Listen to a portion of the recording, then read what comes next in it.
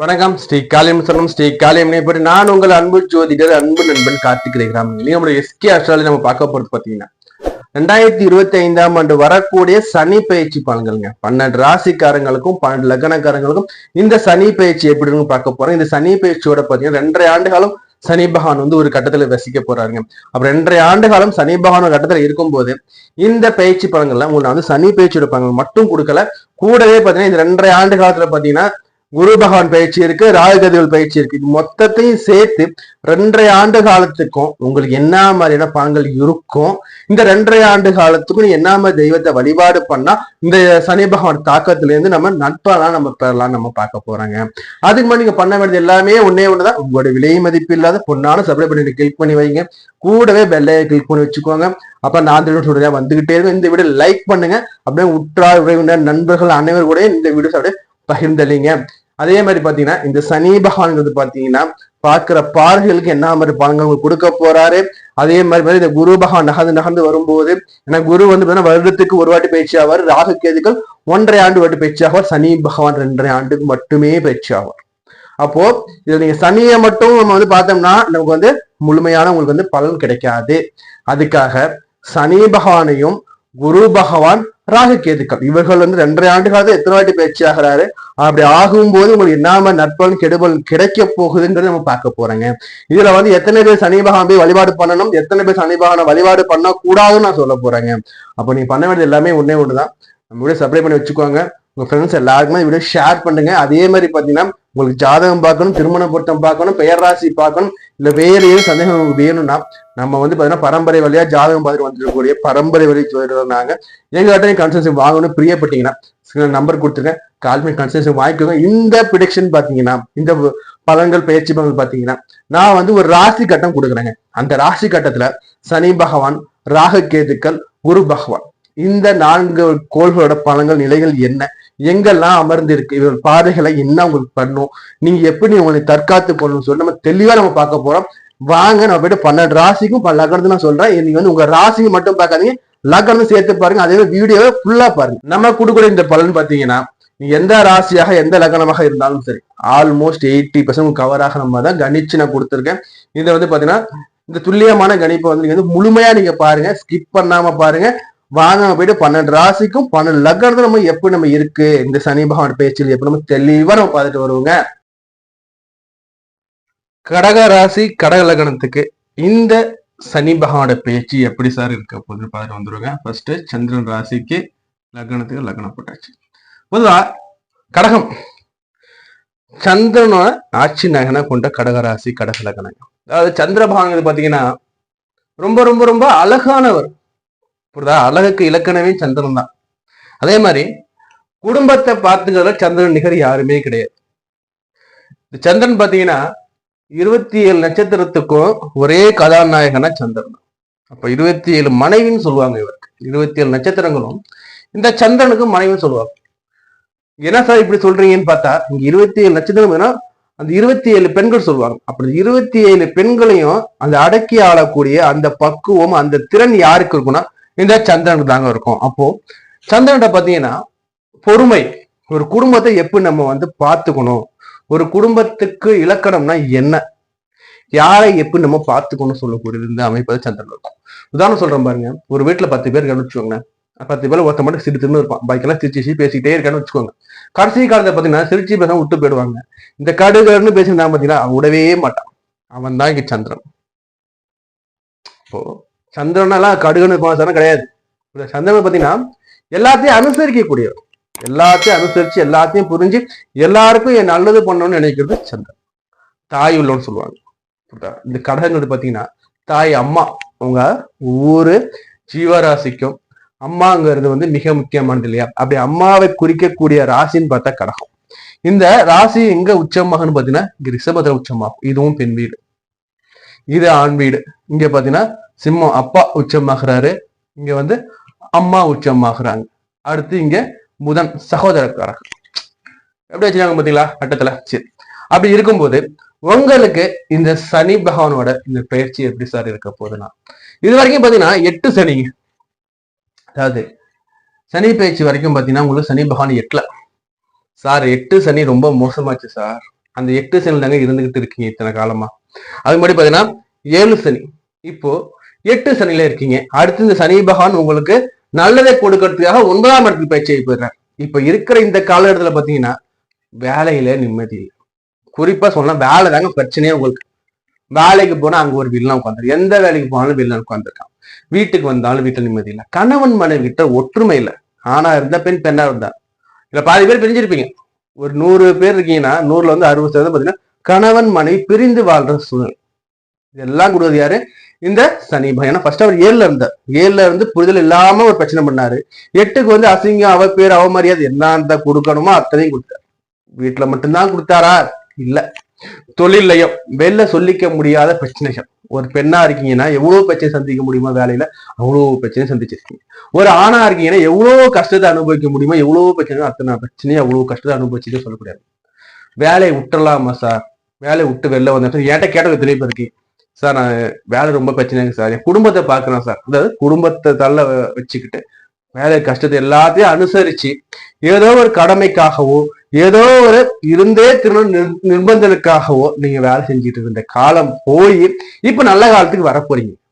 நான் என்ன சொல்றேன்னா, உங்களுக்கு இவ்வளோ கஷ்டத்தெல்லாம் வந்து பொறுமையா கடந்து வந்த கடகராசி கடக நண்பர்களுக்கு பாத்தீங்கன்னா இந்த சனி பேச்சுக்கு பிறகு உங்களுக்கு வருங்காலங்க பாத்தீங்கன்னா பொற்காலமா நான் சொல்றேங்க. நெகட்டிவ் ஃபீட்பேக் எதுவும் சொல்ல போறது கிடையாது. எல்லாமே கடவுள் நான் சொல்ல போது எல்லாமே பாசிட்டிவா சொல்றேன். இது வரைக்கும் நான் சொன்னது எல்லாமே நெகட்டிவ் தான். ஏன்னா இது வரையும் கிரக அமைப்பு அது மாதிரி இருந்துச்சு இல்லையா? இப்ப நான் சொல்ல போறது பாத்தீங்கன்னா கடந்த வீடியோலயும் நான் சொல்லியிருப்பேன். கடந்த வீடியோல பாத்தீங்கன்னா உங்களுக்கு வந்து ஆல்மோஸ்ட் 90% நீங்க வந்து நல்ல நிலைமைக்கு வந்துகிட்டு இருக்கீங்க. கொஞ்ச காலம் பொறுமையா இருங்க சொல்லியிருக்கோம் இல்லையா? இப்ப இந்த வீடியோல கடகராசி கடகத்தை பொறுத்த வரைக்கும் பாத்தீங்கன்னா உங்களுக்கு 100% நீங்க வந்து நன்மையை பெற போறீங்க. புரியுதா? கணவன் மனைவியால வந்த பிரச்சனைகள், அசிங்கங்கள், அவமானங்கள், நம்மளை அவமரியாதையா பேசியவர் எத்தனை பேர், நம்மளை அவமாரி நடத்தினவங்க எத்தனை பேர், நமக்கு நிம்மதி இல்லாத சூழ்நிலை, வெளிலையும் நிம்மதி இல்லை, வீட்லயும் நிம்மதி இல்லை, குழந்தைகள் வகையில் நிம்மதி இல்லை, கணவன் நிம்மதி இல்லை, மாமியார் வகையில் நிம்மதி இல்லை. இப்படி எல்லாம் போனோம். நமக்கு என்னன்னா ஒரு மிக மிக மிக மிக நல்ல ஒரு பொற்கால பேச்சுன்னு பார்த்து சனி பகவான் பேச்சு. இவர் வந்து 9ஆம் இடத்துக்கு வர்றாருங்க. சார் 9 பாக்கியஸ்தானமாச்சு சார், 9ல சனி வந்தா எப்படி சார் நீங்க வந்து நல்லதுன்னு சொல்றீங்க? நாங்க வந்து பல ஜோசியம் நாங்க பார்த்தோம் சார். பல பேர் எங்க சொல்றது என்னன்னு பாத்தீங்கன்னா 9ல சனி வந்தா பாக்கியத்தை கெடுத்துருமா சார் நீங்க சொல்றீங்க சார், சொல்றாங்க சார். இங்க நீங்க வந்து நல்லது சொல்றது எப்படி சார்? நான் ஒண்ணு தெரிஞ்சுக்கோங்க, இந்த சனி பகவான் வந்து அமர்றது பாத்தீங்கன்னா குருவோட வீடுங்க, சுபரோட வீட்டுல. நல்லவன் வீட்டுல கெட்டவன் அமரும்போது எதுவும் பண்ண முடியாதுங்க. புரியுதா? இந்த நல்லவன் வந்து எப்படிங்க, வலுவா இருக்காரா லேசியா இருக்காராங்க? நல்லவனா இருக்கான், நோஞ்சானா இருக்கான், புரியுதா இல்ல? ஆனா கெட்டவன் பலசரியா இருந்தா ஒன்னும் பண்ண முடியாது, கெட்டவன் தான் வேலை செய்வான். கரெக்டா? இங்க எப்படி சார் நல்லவர் வந்து பலமா இருக்காரா? எப்படி சார்? நான் ஒண்ணு தெரிஞ்சுக்கோங்க, குரு வந்து உச்ச நோக்கி போற, உச்ச வலிமை கிட்ட குரு இருக்கு. ஊட கொடுத்தவனோட வலிமை எப்படி இருக்கு? உச்சங்கிட்ட இருக்கு. கடகத்துல உச்சம். உங்க ராசி வந்து குரு உச்சமாகறாரு. அப்ப குரு ராசியை விட்டுருவாரா? விடவே மாட்டார் சார். ஆனா குரு எனக்கு வந்து பாத்தீங்கன்னா 6க்கும் 9க்கும் அதிபதியே சார். 6 விடுங்க, புரியுதா இல்லையா? அந்த 6 தான் பார்த்தா தொழில் ஒரு காலத்தை மறைஞ்சிருக்கு. நோய் நொடி பிணிப்பிட கடனாக இருந்தாலும் அந்த 6 விட ஒரு தொழில் ஒளிஞ்சிருக்கு. அப்ப தொழிலை கொடுக்க போறதும் குரு தானே. சரி, இப்போ 9ஆம் இடம் பாக்கிய பத்தி வீடு கொடுத்த போதுனா உச்ச நோக்கி போறார், கடகத்து வீட்டை நோக்கி வர்றார். அது ஒரு பக்கம். இந்த பக்கம் சனி மகர மேசத்துல சனி பகவான் பாத்தீங்கன்னா உங்களுக்கு வந்து நிஷ்பலம், இவருக்கு பவர் கிடையாது. துலாத்துல சனி பகவான் உச்சம். துலாத்துல வரும்போது சனி நல்லா பவரா இருப்பாரு. மேசத்திட்ட போகும்போது சனி பகவான் தன் பவரை இழக்கிறாரு. அப்போ இந்த சனிங்கிறது எப்படி, இங்க குருங்கிறது எப்படி, நீங்களே யோசிச்சு பாருங்க. வீடு கொடுத்தவன் வலுவா இருக்கான், வீடு கொடுத்தவன் பாத்தீங்கன்னா உங்களுக்கு குரு பாத்தீங்கன்னா சனி பகவான் பயிற்சி ஆகியிருந்த அமர்ற காலகட்டத்துல 11ல குரு இருப்பார். புரியுதா? 11ங்கிறது கலகத்துக்கு மிக நெருங்கிய ஸ்தானம். அடுத்து குரு பயிற்சி வரும்போது இந்த குருவாகப்பட்ட மிதுனத்துக்கு வந்துடுவார், ரொம்ப ரொம்ப கிட்ட வந்துடுவார். அப்போ 90% பவர்ல இவர் இருக்காரு, இவர் வந்து 20% பவர்ல இருக்காரு. ஏன்னா அடுத்து வந்து நிஷ்பலம் ஆயிடுவார் இல்லையா? சரி, அது ஒரு பக்கம் இருக்கட்டும். சரி, இது ஒரு கணக்கு. அடுத்த கணக்குல எடுத்து பார்க்கும்போது ஊடு கொடுத்தவன் யாரு உங்களுக்கு? குரு. உங்களுக்கு சனி எதுக்கு அதிபதி? 8க்கும் 7க்கும் அதிபதி. சரி, 8க்கும் 7க்கும் அதிபதி எங்க வர்றாரு? குருவோட வீட்டுக்கு வர்றாரு. நல்லவன் வீட்டுல வந்து அமர்ந்துடுறாரு. புரிதல்? நல்லவன் வீட்டுல வந்து அமரும் போது எப்படி சார் பண்ண போறாருன்னா தொழில இருந்த பிரச்சனையை முதல்ல நீக்கிறாரு. உங்களுக்கு தொழில குடைச்சி கொடுத்துருந்தவங்க விலக போறாங்கன்னு அர்த்தம். ஃபர்ஸ்ட் வேலை புரியுதா? வேலையில இருந்த தொல்லைகள் விலக போகுது. அடுத்தபடியே இந்த கடகராசிக்காரத்தை பொறுத்த வரைக்கும் குடும்ப வாழ்க்கையில இருந்த சிக்கல்கள் விலக போகுதுங்க. தகப்பனாருக்கு மட்டும் ஒரு சில உடல் உபாதைகள் கொடுத்தாலும் இவர் அமர்றது குருவோட வீடுங்கனால தகப்பனாருக்கும் ஆதாயத்தை தான் கொடுக்க போற. First point. அப்பாவுக்கு ஒரு சில உடல் நலிவை கொடுத்தாலும் அப்பாவுக்கும் ஆதாயம். அப்பா கையில ஏதோ 2 ரூபா 3 ரூபாங்கிறதால குறைந்த அளவுக்கு காசாக இருந்தாலும் அது கொடுக்க போறாரு. அது பெரிய லெவலானது உங்க சுயஜாதத்தை பொறுத்து மாறுபடும். அதே மாதிரி பாத்தீங்கன்னா இங்க பாக்கியஸ்தானத்துல உங்களுக்கு சனி பகவான் அமரும். இவர் 8க்கும் அதிபதி 7க்கும் அதிபதி பாக்கியத்தை அமரும் போது பிரிந்து இருந்த கணவன் மனைகள் ஒண்ணு சேர வாய்ப்புகள் இருக்கு. பிரிந்த தம்பதிகள் ஒண்ணு சேர வாய்ப்புகள் இருக்கு. திருமணம் வேண்டி காத்திருந்தவங்க திருமணம் அமைகிற வாய்ப்பு இருக்கு. உங்களுடைய 7ஆம் அதிபதியே சனிதான். இவர் பாக்கியத்தை அமரும் போது 7 கலசத்தானம் இல்லையா, அவர் பாக்கியத்தை அமரும் போது திருமண வாய்ப்பை ஏற்படுத்துறாருங்க. இது ஒண்ணு.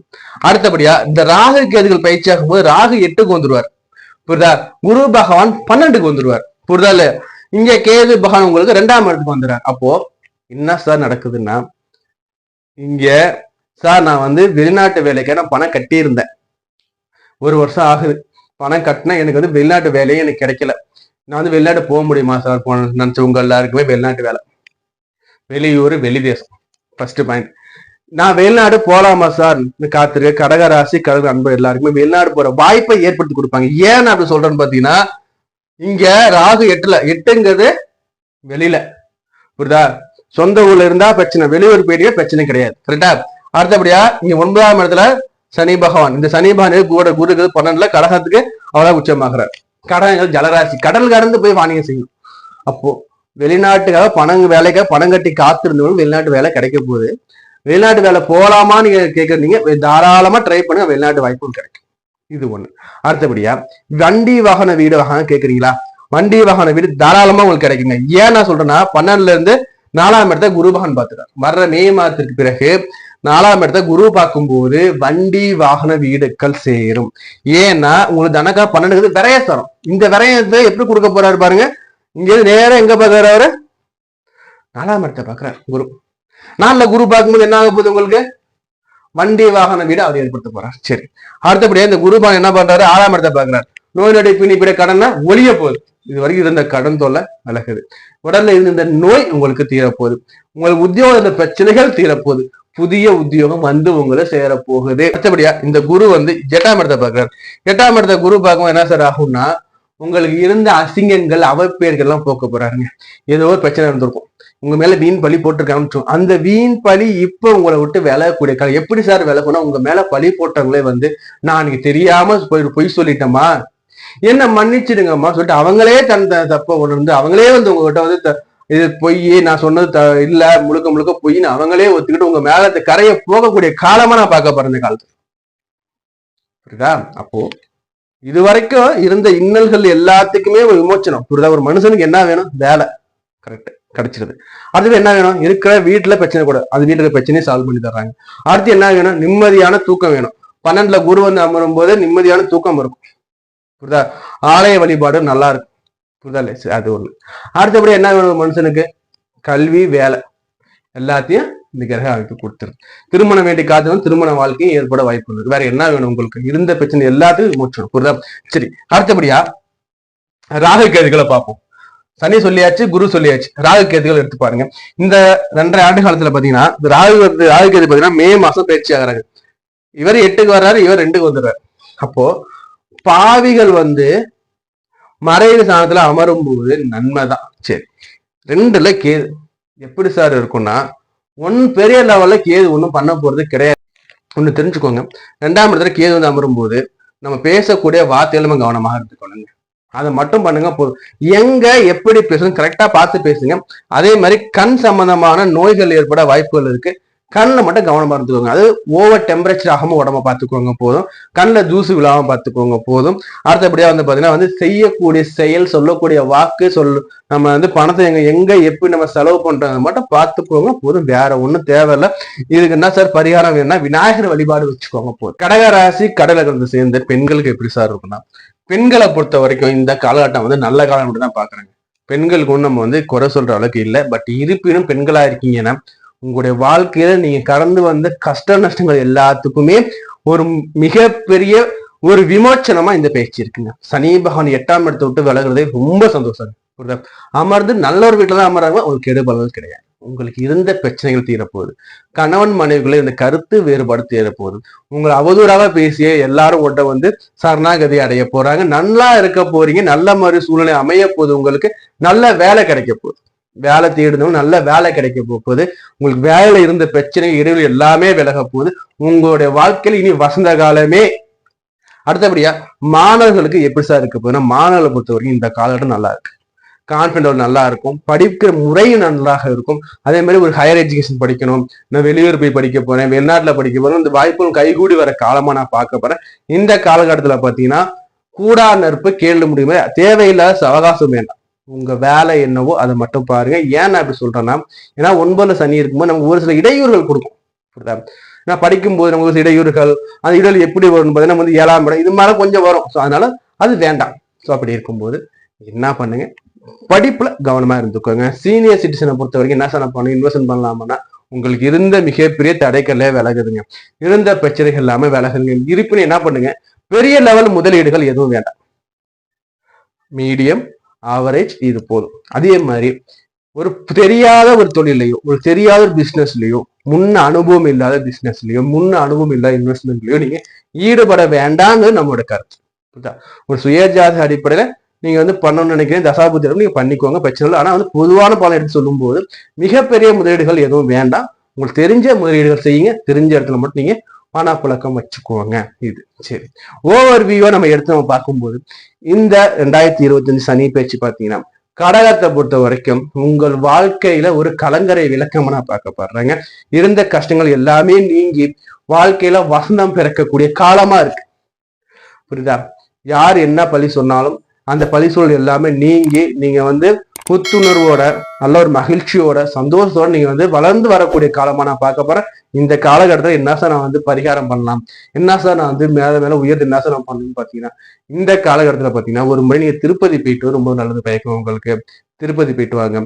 அதே மாதிரி பாத்தீங்கன்னா உங்களுக்கு வந்து இந்த சிவன் வழிபாடு இருக்கு பாத்தீங்களா, சிவ வழிபாடு ரொம்ப ரொம்ப நல்லது பயக்குங்க. அதாவது பார்வதி பரமேஸ்வரன் தம்பதியோட இருக்காங்கன்னா அந்த சிவனை வந்து திங்கட்கிழமை ஏதோ ஒரு வழிபாடு பண்றதும், பிரதோஷம் விரதம் இருக்கிறதும், இந்த பிரதோஷ காலகட்டத்தில் நம்ம வந்து அன்னதானங்கள் மேற்கொள்றதும், அதே மாதிரி பாத்தீங்கன்னா வந்து இந்த முதியோர் இல்லங்களுக்கு நம்ம வந்து முடிந்த அளவு நம்மளால முடிந்த அந்த உணவுப் பொருட்கள் தானமா செய்யறது மூலியமாகவும், பச்சரிசி தானம் செய்வது மூலியமாகவும், அதே மாதிரி பாத்தீங்கன்னா குரு பகவான் வழிபாடு செய்வது மூலியம் உங்களுக்கு இருக்கக்கூடிய கஷ்டங்கள் நீங்கி இன்னும் மேல மேலேயே முன்னேறலாங்க. அதாவது திருப்பதி ஒரு வாட்டி போயிட்டு வாங்க. அடுத்தபடியே சிவன் வழிபாடு வச்சுக்கோங்க. சிவனுக்கு மிக உகந்தது பாத்தீங்கன்னா வந்து பிரதோஷ வழிபாடு சொல்லுவாங்க. அந்த பிரதோஷ வழிபாடு நீங்க சிவனுக்கு வழிபாடு பண்ணுங்க. அதே மாதிரி பாத்தீங்கன்னா வந்து குருவுக்கு ஆலங்குடி இருக்கு. ஆலங்குடியில போய் குரு வழிபாடு பண்ணிட்டு வாங்க. குரு பயிற்சிக்கு பிறகு மே மாதம் குரு பயிற்சி குருவை வழிபாடு பண்ணிட்டு வாங்க. சார் குரு எனக்கு 12ல சார் இருக்குன்னு நீங்க நினைக்க வேண்டாம். ஏன் நான் சொல்றேன்னா, இவர் வந்து உச்சகட்ட நெருங்கி வர்றாரு. இவரோட உச்ச வீடே உங்களுக்கு பாத்தீங்கன்னா உங்க வீடு தான். அப்போ இவர் 12ல இருந்து உங்களுக்கு பெருசா எதுவும் கெடுக்க போறது கிடையாது, கொடுக்கத்தான் போறாரு. என்ன சுப செலவாகத்தான் இருக்கும். ஆனா சுப செலவு உங்களுக்கு மிக ஆதாயம் செலவா இருக்கும். புரியுதுங்களா? ஒரு தங்க நகை வாங்கலாம், இடம் வாங்கலாம், கார் வாங்கலாம், ஆதாயம் தானே. ஸோ அது மாதிரி அவர் கொடுக்க ரெடியா இருக்காரு. அதை நீங்க வாங்கிக்கொள்ள ரெடியா இருங்க. நம்ம இது வரைக்கும் பார்த்தது பாத்தீங்கன்னா பொதுவான சனி பயிற்சி பலன்கள்ங்க. 12 ராசிக்காரங்களுக்கும் 12 லக்கணக்காரங்களுக்கும் நம்ம சொல்லக்கூடிய பொதுவான சனி பயிற்சி பலன்கள். இந்த சனி பயிற்சி பலன் பாத்தீங்கன்னா உங்களோட ராசிக்கும் லக்னத்தையும் எடுத்து பார்த்துங்க. அப்போதான் உங்களுக்கு வந்து ஆல்மோஸ்ட் மேட்ச் ஆகுங்க. அதே மாதிரி இந்த பயிற்சி வந்து 100% மேட்ச் ஆகுமா சார்னா, உங்களுக்கு வந்து 100% மேட்ச் ஆகுது வாய்ப்புகள் மிக குறைவு. ஏன் நான் சொல்றேன்னா, உங்களோட நடப்பு தசாநாதன் என்ன, நடப்பு புத்திநாதன் என்ன, இதை பேஸ் பண்ணி தான் உங்களுக்கு வந்து இந்த பேச்சு பலன்கள் இருக்குங்க. அதே மாதிரி உங்களோட சுய ஜாதகத்துல பிறக்கும் போது சனி பகவான் உச்சமாயிருக்காரா, ஆட்சி ஆயிருக்காரா, அல்லது நீச்சமாயிருக்காரா, அல்லது நீச்ச பங்க ராஜ யோகத்துல அவர் அமர்ந்திருக்காரா, இதெல்லாம் நம்ம அங்க கணக்கிட ரொம்ப ரொம்ப முக்கியங்க. அதே மாதிரி சனி பகவான் அமர்ந்திருக்க நட்சத்திர பாதசரம் என்ன, அவர் சுபரத்தில் அமர்ந்திருக்காரா, இல்ல பாயுஜத்தில் இணைஞ்சிருக்காரா, இல்ல வந்து கட்டத்திலையும் பார்த்தோம்னா நமக்கு வந்து சேர்க்கையில இருக்காரா, ராகு கேது இது மாதிரி சேர்க்கைகள் இருக்கா, இல்ல செவ்வாயோட சேர்க்கை இருக்கா, இது மாதிரி சேர்க்கைகள் இருக்கின்றனவா, இதெல்லாம் நம்ம வந்து பார்க்கும்போது அந்த பலன்கள் 100% மேட்ச் ஆகுங்க. அதே மாதிரி இந்த பயிற்சி காலகட்டத்துல வந்து பாத்தீங்கன்னா இந்த சனி பகவான் 2.5 ஆண்டில் ஒரு ராசி மன்றத்தை வசிக்கக்கூடிய ஒரு மிக நீண்ட வரிசையில் வரக்கூடிய ஒரு மிக மிக மிக மந்தன்ங்க. இந்த மந்தன் நம்ம எடுத்து பார்க்கும்போது இந்த மந்தன் நம்ம எப்படி சாந்தம் பண்றது பாத்தீங்கன்னா, இந்த மந்தனுக்கு மிக சிறந்தது பாத்தீங்கன்னா பரிகாரம் பாத்தீங்கன்னா, அவருக்கு சனிக்கிழமை தோறும் பெருமாள் ஆளுக்கு வழிபாடு பண்ணிட்டு அங்க நவகிரகத்துல இருக்கக்கூடிய அந்த சனி பகவானுக்கு நம்ம எள் தானம் பண்ணும்போது ரொம்ப ரொம்ப அவர் மகிழ்ச்சி அடைவாருங்க. சார் எள்ளு முடியல சார், எள் எண்ணெய் சொல்லக்கூடிய நல்லெண்ணெய் வாங்கி கொடுங்க. அதே மாதிரி இந்த சனி பகவானுக்கு நம்ம பண்ணக்கூடிய அடுத்த ஒரு பரிகாரத்துல பார்த்தோம்னா, கை கால் இயலாதவங்களுக்கு நம்ம உதவிக்கரம் நீட்டும் போதும், முதியவர்களும் உதவிக்கரம் நீட்டும் போதும், அவர்களுக்கு அன்னதானம் பண்ணும் போதும், நம் வீட்டில் இருக்கக்கூடிய முதியவர்கள் நம்ம கண்ணும் கருத்துமாக பாதுகாக்கும் போதும், நமது பெற்றோரை கண்ணு கருத்துமாக பாதுகாக்கும் போதும் இந்த சனியோட அந்த கெடுபல் குறைக்கப்படும் தசமான உண்மை. அதே மாதிரி உங்கள் வீட்டுல பாத்தீங்கன்னா பழைய இரும்பு பொருட்கள், பழைய குப்பைகள், பழைய தூசுகள் எதுவும் சேராமன்னு நீங்க பாத்துக்கிட்டீங்கன்னா உங்களுக்கு இந்த சனியோட அனுகூலம் நன்றாவே இருக்குங்க. அதே மாதிரி உங்களுக்கு ஜாதகம் பார்க்கணும், திருமண பொருத்தம் பார்க்கணும், பெயர் ராசி பார்க்கணும், இல்ல வேற எதுவும் ஜாத சம்பந்தமான கோளாறுகளுக்கும் பரிகாரங்கள் வேணும்னு பிரியப்பட்டீங்கன்னா ஸ்கிரீன்ல நம்பர் கொடுத்துருக்கேன், கால் பண்ணி கன்சல்டேஷன் வாங்கிக்கோங்க. நான் உங்களை வேறொரு காலில் சந்திக்கிறேன். நான் உங்களுக்கு கார்த்திக் ரேகராமன். இந்த காலியம் நாள் உங்க அனைவருக்கும் பரிபூர்ணம் கிடைக்க நான் மனமாற வேண்டிய கேட்டுக்கொள்கிறேன். நன்றி, வணக்கம்.